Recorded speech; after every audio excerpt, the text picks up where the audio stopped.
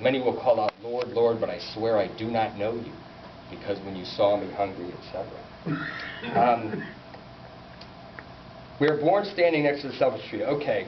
My parents really instilled this being born next and volunteering. When I was 14 years old, we had this thing in Chicago where they took all the handicapped, gave them kind of a day out at different parts of the diocese. So they announced at our parish, we're going to have a day out for the handicapped. There's going to be about 200 people there. We need volunteers. So my dad, being the democratic person he was, said, okay, we'll volunteer. He didn't take a poll or anything like that. We all volunteered. So 4 of us, the 4 boys, went up there, and I had never seen a blind person in my life. Never experienced. Not that we avoided him, but I never. Of course, we walk in, the first thing to do, somebody says, hey, Barry, would you take John down to the restroom? John's blind.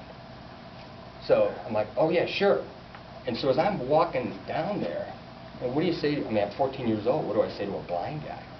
And the funny thing was, he could tell I was a little bit apprehensive. So he says, so how old are you? I said, I'm 16 or 14. He says, oh, you're in high school? I said, yeah. He says, do you run any sports? Or do you play any sports? It's like, yeah, actually I run track.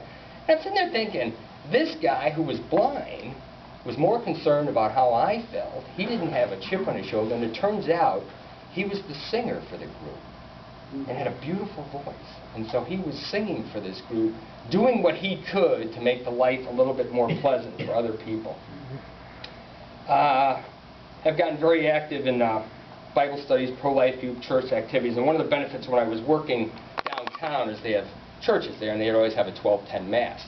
So I tried to go as often as I could, and of course one day it was raining out, and I didn't have an umbrella, and I had all these other things going on. I was talking myself into not going. Then at the last minute I decided to go. So I went to Mass, and it's a huge church. You know, could fit 1,400 people. There's probably 50 people there. And lo and behold, for the first time in 2 or 3 years, I'd always seen this young couple where the guy was blind and his wife always, led him around.